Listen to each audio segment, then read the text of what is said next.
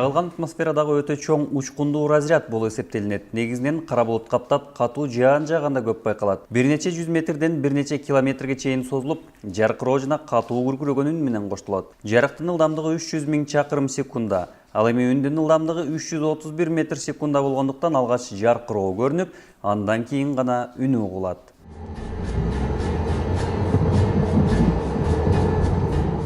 Табигый кырсыктардан табигый кубулуштар болот. Бул чагылган табигый кубулуштарына кирет түрлөрүнө. Ошондуктан табигый кубулуштар эмне? Бул жанагы катуу нөсөлөнгөн жаандар, ошонун чыгып келген шамалдар, ушулардын баары табигый кырсыктык. Чагылганды эми аныктабай берсек, бул өтө жогорку разрядты алып жүргөн орчондуу күч болот, табигый күч болот. Ошондуктан бул мына азыр окумуштуулардын изилдөөсү боюнча бул 10 000, 40 000ге чейин 1000 амперге чейин жеткен кубаттуулугу менен жүрөт. Ошондо эсептесеңер, бул өтө орчун, өтө коркунучтуу күч да. Чагылганды пайда кылуучу негизги аймак булуттар бир нече катмардан турат. Жерден 3-4 чакырым бийиктикте суу буусу жана майда тамчылардан. Андан бийигирээк болгондо алар муз бүртүкчөлөрүнө айланган абалда болот. Тынымсыз сүрүлүүдөн улам майда муз бүртүкчөлөрүнүн басымдуу бөлүгү оң. Ал эми төмөн жакта калган бир аз ири бүртүкчөлөрү терс зарядталат. Ошентип булуттардын жогорку катмарында оң зарядталган талаа, төмөнкү катмарында терс зарядталган талаа пайда болот. Бул талаалардын разрядталышынан улам булуттар арасында чагылгандар пайда болот. Чагылгандын пайда болушунда бул жанагы кара булут деп коет. Кара булут жана жаанын алдында биз байкайбыз го. Мына эми биринчи жанагы булуттун эки катмары болот экен, жогорку катмары, ылдыйкы катмары. Ошонун ортосунда жанагы суулар, жогорку катмарында карлар пайда болушу мүмкүн. Ошо жогорку катмарында оң заряд пайда болот. Төмөнкү катмарында жылуулукту тиреп келип туруп, сол катмары болот. Ошонун экөөнүн ортосунда кагылышууда ошо чагылган чыгат да. Абадагы иондоштурулган молекулалар аркылуу алгач сызык сыяктуу жол салынып, андан кийин ал канал менен чагылгандын лидер деп аталган негизги соккусу өтөт. Лидер чагылгандын узундугу 50-100 чакырымга чейин болуп, ылдамдыгы 108 метр секундага чейин жетет. Ушундай зор ылдамдыкта диаметри 2-3 сантиметр болгон иондошкон аба катмарынын канал аркылуу өткөнү менен температурасы Цельсий боюнча 25 000-30 000 градуска жетет. Бул күндүн бетиндеги температурадан 5 эсе жогору деген сөз.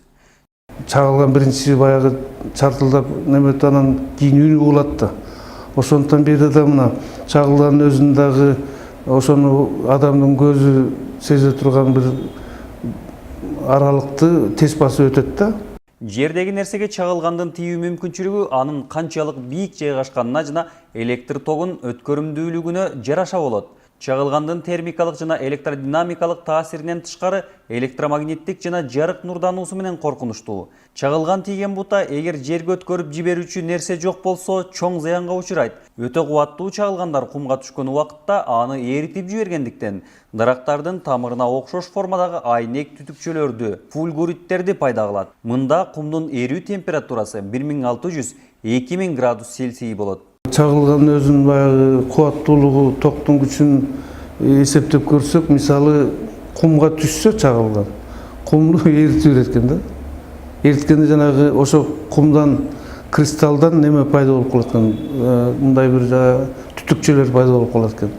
Чагылгандын разряды өтө кыска убакытта эң жогорку чекке жеткендиги менен өзгөчөлөнөт. Чагылган туш болгон адам токко тартылгандай эле патологиялык өзгөрүүлөргө дуушар болот. Эсинен танып, колу буту карышып, оор болсо дем алуусу жана жүрөгү токтоп калышы байкалат. Денедеги токтун белгиси кирип чыккан жерлери кызарып так болуп калат.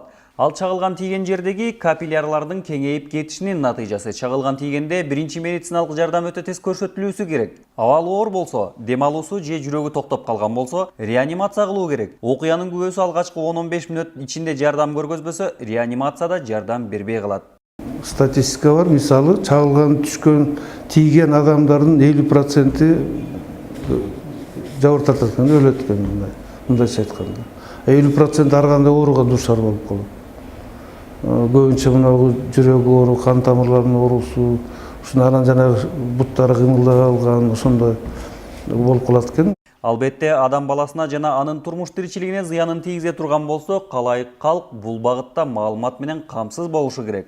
негизи мунун сактаныш, коргонуш маселесинин бардыгын мектептеги балдарга да үйрөтүшүбүз керек.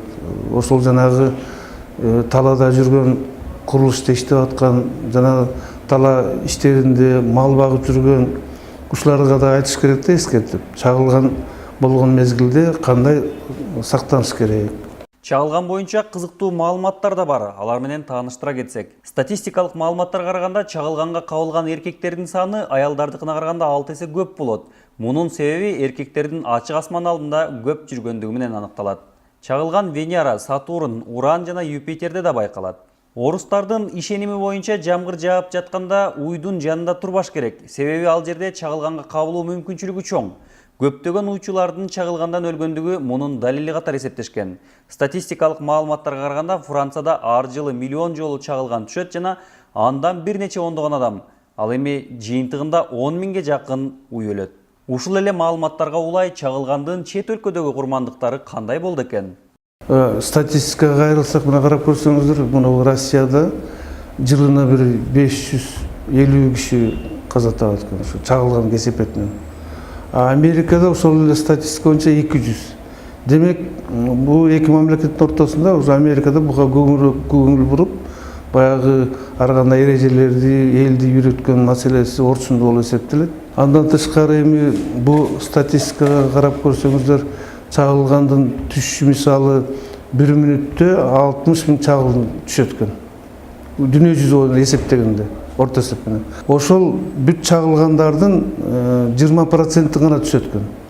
Кыргызстанда болсо жыл башынан бери чагылгандын курмандыгы жайлоого чыгып бараткан койлор болду. Сузак районунда 2016 жылдын 20-июну түнү саат 3-4 чамасында Сузак районуна караштуу Кызыл Туу аймагында Алмалы Булак айылынын тургуну элдин коюн алып Күрөбөс жайлоосуна чыккан. Түнү чагылган түшүп 55 баш кой өлгөн.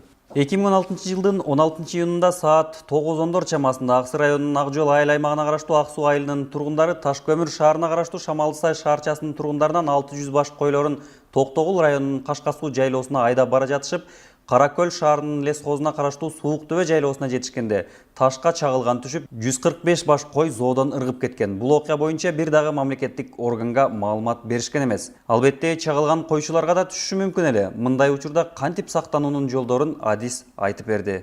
Мисалы, талаа турса, ошол эң бийик точкасына келип түшөт да. Мисалы, жайык талаа болсо, бийик дарак болсо, ошо даракка келип түшүшү мүмкүн. Ошондуктан биз эгерде ошондой шартта жол жүрүп атсак, же ошол жерде иш жүргүзүп атсак, эч качан дарактын түбүнө отурбаш керек да.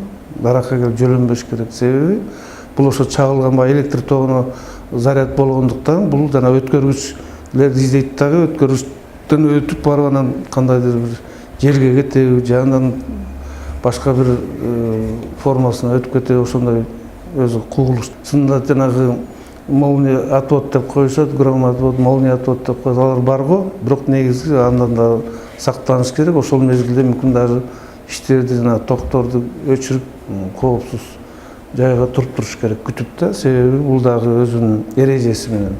Дарактарга же столбаларга же бир бийиктикке барып турбаш керек, калкаланбаш керек да. Эгерде ошол жерде чагылган пайда болуп калса, менимче жөн эле отуруш керек ошо. Алдын ала чагылгандан коргонуу үчүн турмуш тиричиликте коопсуздук жана алдын алуу жумуштарын жасообуз зарыл. Турак жай салынып атканда, ошонун бардыгын жанагы электрлердин зымдарын, жанагы электр тогу имаратка кирип атпайбы? Ошону да баягы жерге туташтырып, мисалы өткөргүч катары, эгерде ошол кандайдыр бир чагылган келип түшсө, ошол өткөргүч аркылуу жерге өткөзүш мүмкүн. Ошондой мындай деп коюлат, оборудованиялар бар да. Адам өмүрү баарынан кымбат. Андыктан чагылгандын каардуу мүнөзүнөн сактануу жолдорун билүү менен бирге биз андан коргоно алабыз.